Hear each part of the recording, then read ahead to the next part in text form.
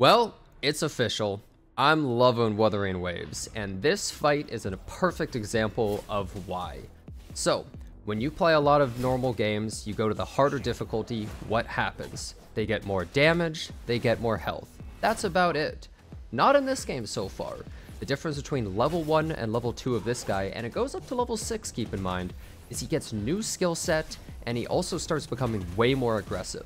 When you first fight level 1, he's kind of pausing after some of his attacks, kind of waiting around, walking, and his attacks just aren't really as aggressive.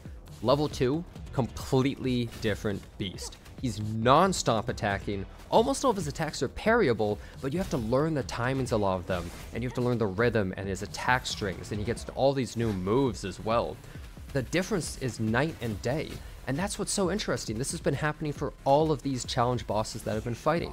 The difference between some of the levels is just huge, where the boss becomes so much more difficult, and you have to learn new patterns to the fight, where it's not just more damage and more health, although you do have to deal with that, but suddenly you actually have to learn more about the boss. And that's what's so incredible about this game so far, and what gives it so much potential.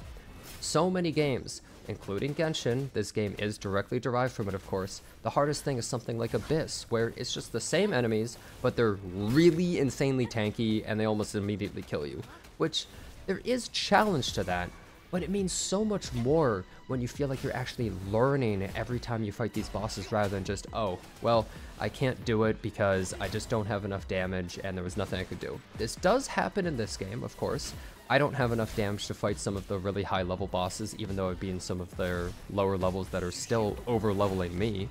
However, I still think it really makes a huge difference when they actually get new moves. I don't think this is really debatable either. Just look at this fight too. It's so aggressive, it's all over me, and this took hours for me to beat. This took like 2 to 3 hours at least. Sure, I'm not insanely under-leveled on everybody, I have one level 60, but still, I think this is a testament to how much potential this game could really have.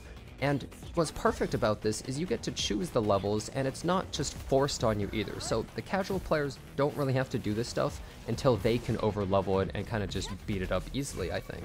So I think kind of everybody wins in this way, although I would like to see some of this kind of incorporated a little bit more into the main game and a little bit more mainstream rather than just these side challenges. Maybe some of the end game kind of stuff could have more of this.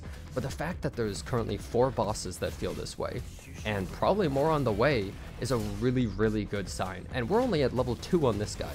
Level 6 of him might be completely ridiculous. The boss that I fought previously that was a big bird in my previous video, that fight, I beat the level 2, I beat the level 3, and I actually started the level 4 today, and it just completely destroyed me. It learned like 3 different moves, it actually cut out some of its weaker moves that were easier to dodge, and it started using different strings on me, and it enraged way sooner, which it usually does at like half health or something. So it became a really insanely difficult boss just immediately off of that. So it's really exciting to actually see this.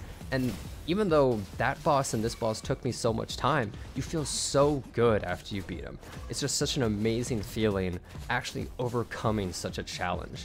And I want to feel more of that, and this game is actually delivering on that.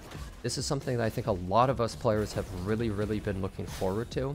It's something that Genshin never really delivered to us. Like, I don't hate Genshin, but I'm disappointed that Genshin doesn't offer things that are actually a challenge other than just something like Abyss.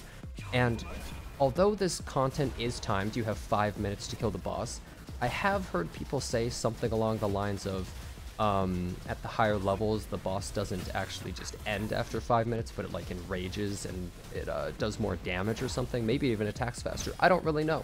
I don't even know if this is fully true, but that's what I heard, and I think that sounds amazing. So anyways, I'm just really excited about these boss battles. I'm going to be trying level 3 of this guy tomorrow. Let's see if I can actually take him out. I think I have a chance. But thanks a bunch for watching, and enjoy the rest of the video.